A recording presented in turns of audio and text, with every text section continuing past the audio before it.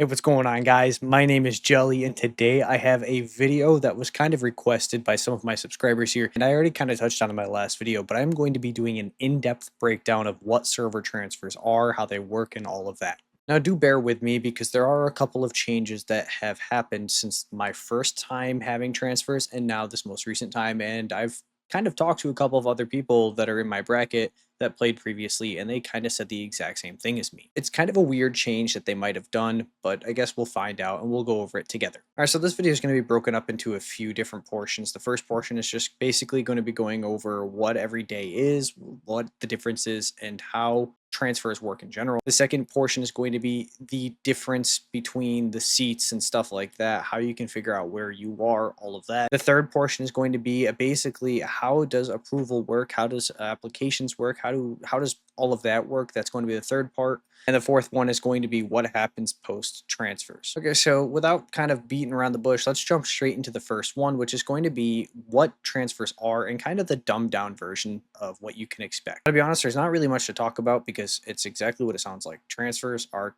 you transferring or somebody else transferring from one server to another.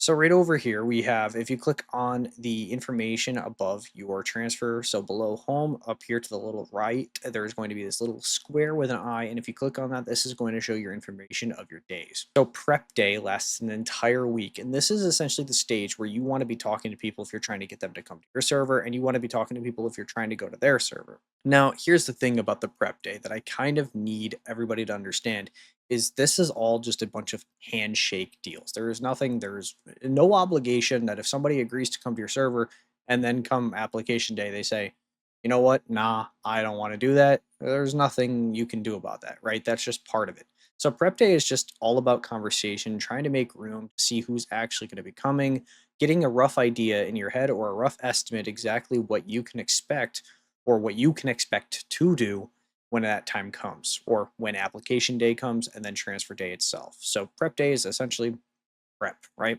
Now, there are a couple of factors that you need to think about personally when it comes to moving war zones or moving alliances or whatever you want to do. Let's say you're moving from server 25 and you want to go to server 31. You can do that, which is not a problem at all. But the question you have to ask yourself is firstly, when you're moving to server 31, what alliance do you want to be a part of? And is that alliance going to be able to have room for you? Because this is an often overlooked thing where people move to a server expecting to be able to join, let's say, the top alliance or the number two alliance. And that alliance didn't kind of expect that. And now all of a sudden, these people are knocking on the door saying, hey, I need to come in. And they're like, no, we don't got space. And the problem that this causes is this means that people are transferring without actually having a home to go to. So my whole point behind this entire thing is to basically tell you to make sure that you know what server you're going to, but not only that, but you also know what alliance you're going to, and that you guys have had this conversation or you've talked about it, because at the end of the day, you could transfer and that alliance or server could essentially just show you the door and you could be alliance list for months. Now, a couple of other factors that come into other things that you need to be prepared for, or come application day, you need to understand another thing, and that's when you move somewhere, you might have been the big fish before, but now you're the new kid up. So essentially, what I'm trying to say is if you're a big, powerful player, let's say your server's whale at 150 total million hero power, but you move to a new server with, let's say, their top whale being 220, you're no longer that big guy on the block. You're no longer the person that, everybody comes to. And it can be good and bad, but it can also be very humbling to some when they move servers and they realize, well, maybe I'm not getting as much attention as I used to. And I've seen that a couple times, and I want everybody to be prepared for that. Not only you as an individual, where it can be a little bit changing, but if you're an alliance bringing in a bigger player, I want you to also be weary of that fact that sometimes bringing in people can also have a negative impact. So just make sure that as you're talking with your leadership, or if you are leadership, that you're talking among yourselves to figure out whether this person is going to be a good fit or good addition for your alliance. Anyway, that's pretty much all prep day. I wanted to dive into that and basically say all the things that you can expect or what you should be prepared for. And let's jump into the second one, which is going to be application day. Now, as you can see, application day is currently what my server is in.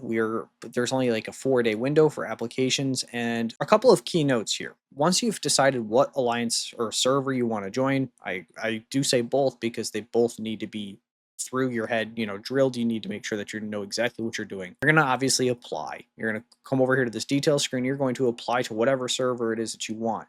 Now, there are a couple of factors here to remember. Firstly, there is different requirements that every server sets in place, and this is kind of what I was going to go down the list later on, but I'll kind of touch on it now. The bottom of your screen is going to tell you what kind of seat you are, and as you can see right above my mouse, it says Trailblazer, and there's that little blue icon.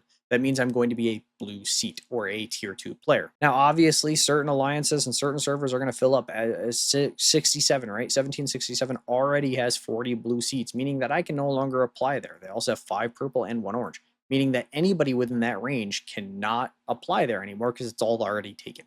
So that's how you see your seat. And this is kind of a tricky one to talk about because other requirements that you need to know are going to be set by each server individually. If I click on 1768, you'll see HQ 30 with a requirement of over 10 million total power, and you cannot be an alliance leader or a president. Now, these two bottom ones are never going to change because you cannot be the leader or president, obviously, of an alliance or a server, and the game will not let you transfer. If you're an R5 thinking about transferring, you might want to think about who you're going to give leadership to before you transfer, and also informing your entire alliance that you're going to be leading. Second thing is, as I already talked about, if they already have too many of your color seat, then you are SOL. Unfortunately, it's just part of it.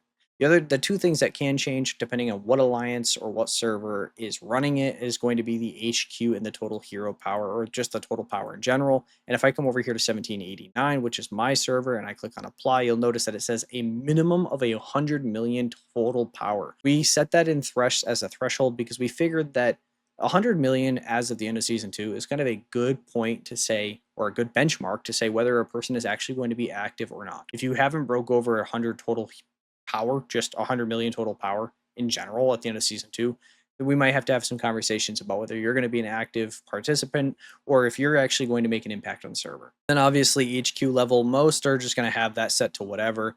But again, we have it set to 30 because if you're not 30 by now, you're probably not going to make much of an impact because it kind of shows that you haven't been as active maybe as you should be. I know every alliance and every server is different, but that's kind of what we all agreed upon as leadership here in 1780. Each server is going to have their own rules, their own things that they want, and obviously you can see here we don't have a lot of chairs. And the problem with that is just because we're not a super strong server, we're not, we don't have whales, we're not very attractive to other whales. Nobody wants to join a server where there's nobody else that's strong enough to keep on par. It does take about 50 transfer tickets, I say about, but it does take 50 transfer tickets to even just apply to a new server. Now, thanks to one of my subscribers, if you do get denied your application into a server, it does not matter. You will get your transfer tickets back. You'll get all 50 of them. That used to be slightly different, but I'm not going to spend too much time on what used to be and what is. I'm just going to go over what is at the moment. So kind of how to talk about what color seat you are and why that matters, or basically how does the game establish what it is? Well, if you click on down here on this information right above your seat, it's going to show you your individual points. Now, there are a few factors that go into this, but the main one and the most important one being that this is all decided the day before transfers open up. So you can't make this huge surge up. You can't fall down the ranking. The day that transfers open up, you are locked in place at that transfer point score, and that's going to determine where you are or how much it, what seed are you. So here you can see transfer points won't change the number of tickets required. That's a huge bonus. And if you also see transfer points measure a commander's overall power, including the commander's historical highest building, heroes, units, techs, and the drone. That's all very important and very good to know because now this is basically saying we're taking everything into account when comparing strength of players. But it kind of breaks it down and then it gets a bit tricky because here at number 3, hero power, only the top 15 heroes with the highest power are counted. So that means that players like mega whales that have, 40, or no, I don't know why I said 40, but that means that mega whales that have like 20 or 25 heroes, maybe even 30 that are like super high, it doesn't make much of a difference because it's only going based on your top 15 strongest hero. And that's typically going to be your 15 UR. You technically have 17, but it should be your original 15 UR unless you've upgraded Mason or Violet. Number 4 here is going to be unit power. Only the top 3 squads fully deployed with units are counted. That means squad 1, 2, and 3, again, fully deployed are counted. So you can kind of gather that over here if you click on it. So my squad 1 is going to be aircraft, fully deployed 32.75 million.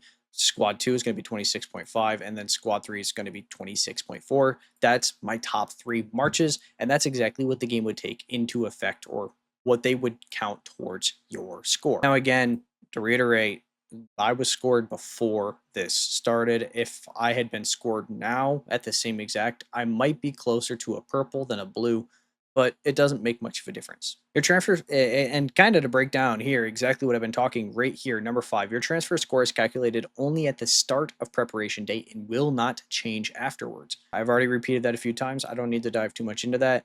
And then also the transfer does not count Overlord's power this time because the Overlord comes 30 days after this transfer. So we will have a whole video dedicated to the Overlord and how much I don't like that. But there you go. Now, this used to be a little bit different, and this is what I was talking about earlier when I said that I had talked to a couple of other leaders that had seen the same thing. For some reason, all 32 alliances in our bracket are going to be semi-open. They're all the exact same, regardless of whether they're a whale alliance or whale server like 1791 is, with 2 people over 240 total or 270 million total hero power, and they have a third over 200.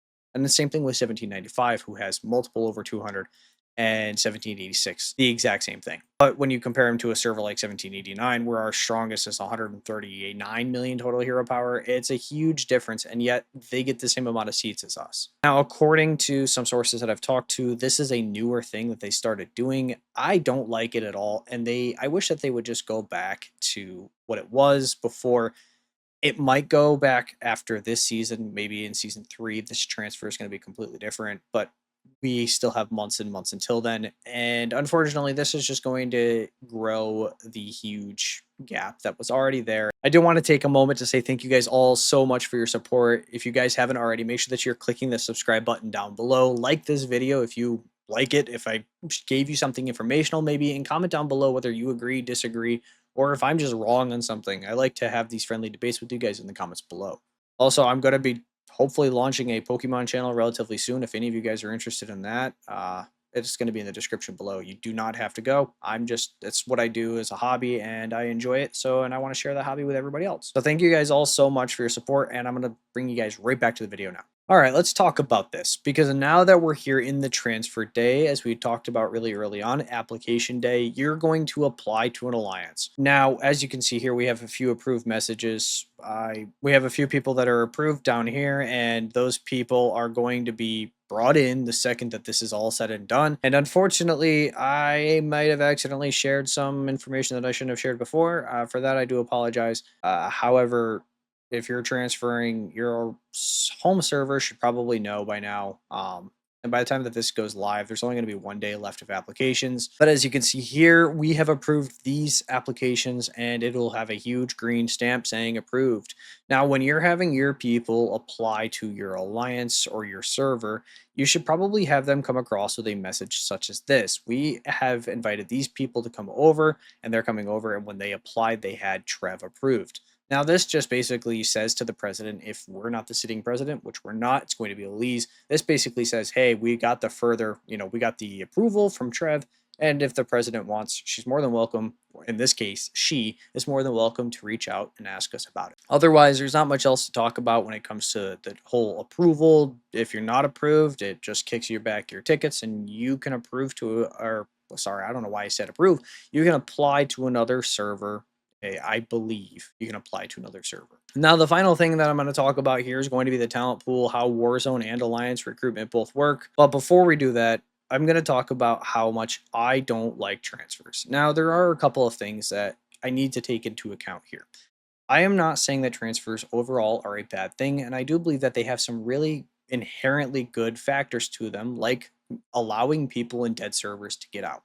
However, there are a couple of flaws with their system and with the system in general, especially now with the new way that they have things being done. Everybody gets the same amount of orange and purple seats. That means that 32 servers are only allowed to get 160 purple seats, and they're only allowed to get 32 orange. There is a lot more than 32 orange and 160 purple that would probably like to transfer out if it was possible. And the other portion of this is that a lot of people are looking to move with their friends. They don't want to come without them. Now, the problems that this causes is, firstly, it creates such an imbalance between the top servers and the medium servers that end up falling down below. 1789 I would not call us weak, but I also wouldn't call us a top tier server due to the fact that we have a lack of whales. We do have a ton of strong players, and shout out to everybody here in 1789. I love every single one of you. But when comparing us to another server like 1791, 86, 95, 96, we're looking at, a huge discrepancy already. And unfortunately, what ends up happening is that the whales and the other strong players end up following them. So 1789 has absolutely no orange seats. But if you come down here, 1791, they have one, 92 has one, 93 has one, 95 doesn't have one yet, but I think that they will here soon. And 96 doesn't have one yet either, but I believe that they also will as well. But the problem is that this causes is because 1789 has the exact same amount of seats and they are eligible for the exact same amount of power that an already super strong server is, that means that people don't want to come to 1789 because why would you come here if you can go to somewhere else? Because we're not a top of the totem pole server, it's not very attractive. And I've done my best to recruit. I love having people here and I've loved all the people that we've recruited so far. However, it would be nice to have a 190 plus million total hero power player join us. Now, the other flaws with this is not only does it create such an imbalance where you now have whale servers and you have nothing else, it's going to be no competition for those whale servers unless they are facing one another. The other problem that it causes is now you have too many players in dead servers or servers that don't have enough active players to continue. And so they have to spend an entire season, maybe two, maybe even three, because there's just not enough seats for them all to transfer out, practically being, a punching bag. They have nothing that they can do. They can't fight back. This just causes such a discrepancy between, again, the top servers and the bottom servers. I think that this could honestly just be reworked entirely.